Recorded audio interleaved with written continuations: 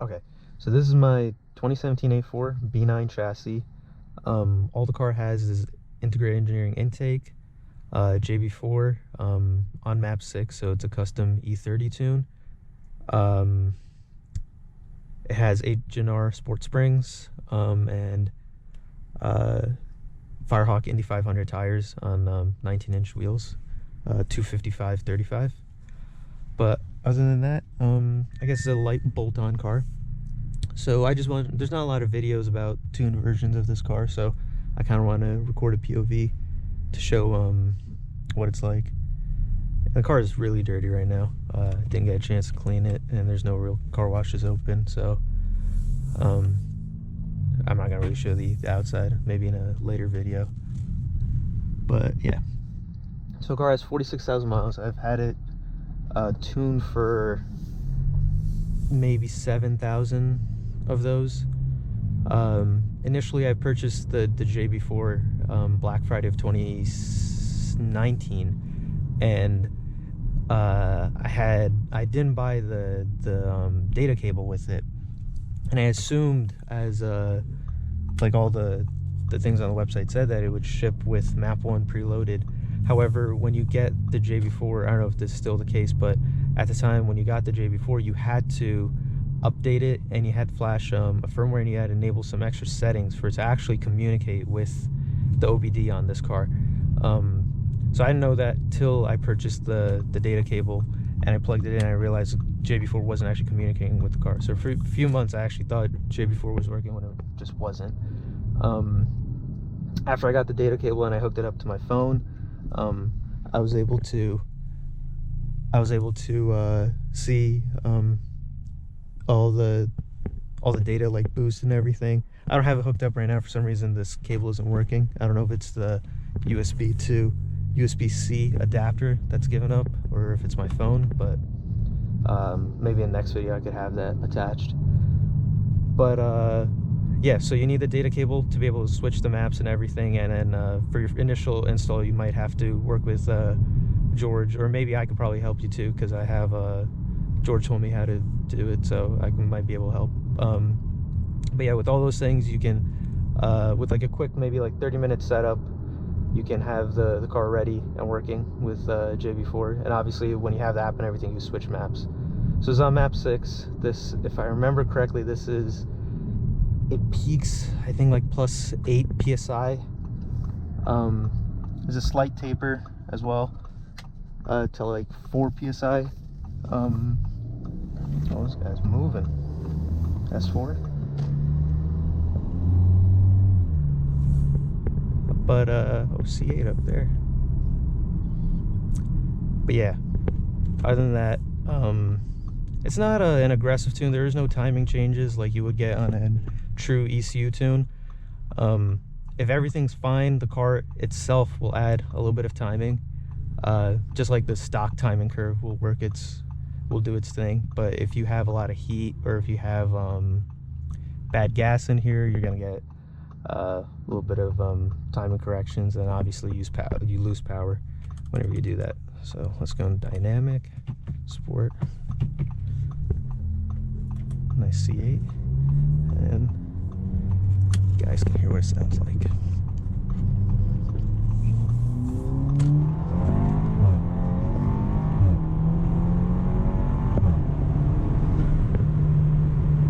So I didn't really get on until like 40, so just checking back there. But yeah, so it pulls pretty hard for what it is. 2-liter turbo 4, just the intake and JB4, nothing else, and E30. But for a bigger size car, 3,700 pounds, I think this weighs. This actually pulls really hard for a 4-cylinder turbo. I'm pretty sure this is quicker than the 330s, even the new ones. Transmission tune is stock. I've seen a lot of guys, they run the Unitronic TCU tune with the 4K launch control. I might be doing that next, because right now I don't really feel the need for a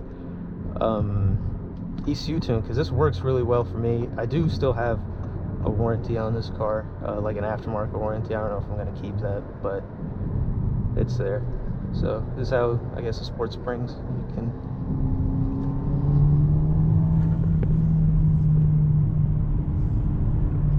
caught up to traffic.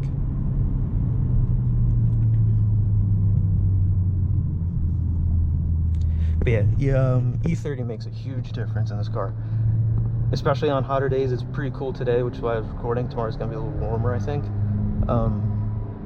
But the difference between no E and having just 3 gallons of E in here, massive difference in the way the car pulls. You kind of get this bucking when you're in when you have just 93 and you're on a higher oh, what's he doing?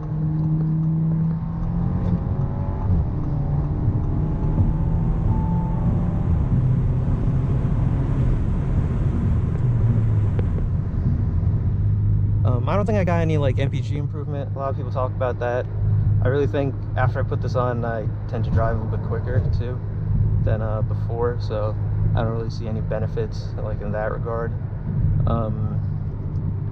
But it's just really easy to use. Like the setup, you just have I ran the wire from right here through the door, the fender, and then I just have like a Velcro, not Velcro, but it just stuck on in there. I didn't like hide it anywhere or anything like that.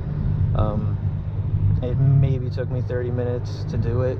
The first time, it's actually a bit more difficult the very first time you do it, because a lot of the pins, the clips are kind of hard to get off. It's hard to reach places. But after the first time you do, if you have to take it to the dealer or something and you take the JB4 off to do that, it's really easy to do. You'll do it in like 15 minutes. I've done it a couple times on this car now. But yeah, so if you drop it into like comfort mode, for example, you obviously get way better fuel economy. Once the car goes out of sport mode in the transmission, you get a nice boost. But I don't think it's any higher than what you would have gotten stock though.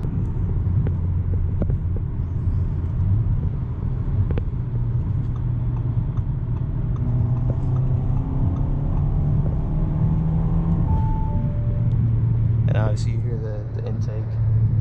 The intake actually made a noticeable difference as well, mainly in like throttle response and obviously the noise. It's much louder, but the throttle response was actually really noticeable in my opinion. Like if I was in 4th gear, this car, if I hit the gas, like that's when it goes. And there was a little hesitation there as well. But like you don't, right there, that like it takes a moment for the car to build boost before it actually goes. The 335 didn't have that, and when this car was stock with no intake and JB4 not running, it was a bit worse, I'd say. There's like slight hiccups I get every now and then. I feel like it's more so the transmission, to be honest, than the ECU. Wow, why is this guy behind me like that? Interesting. This guy coming over. It's not okay, good.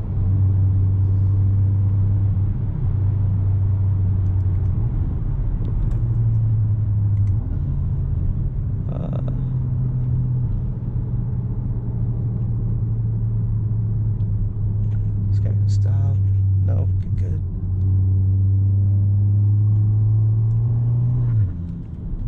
Also, this has a resonator delete. Should have mentioned that. Resonator delete, I guess, plus, because there's a pretty mean exhaust leak.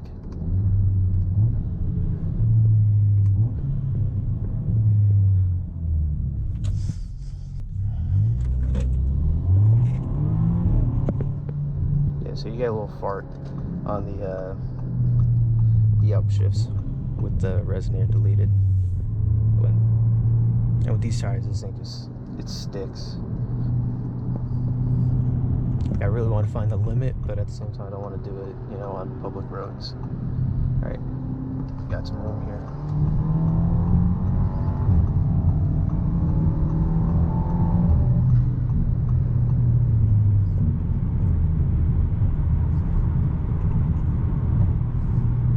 Ooh, Viper ACR. A lot of nice cars out today.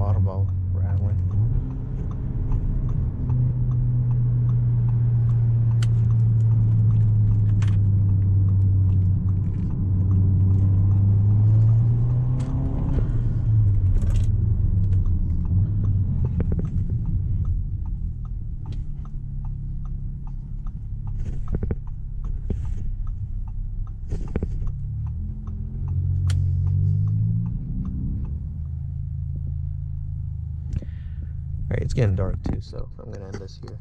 Thanks for watching, guys. If you have any questions, leave in the comments, and I'll get to them.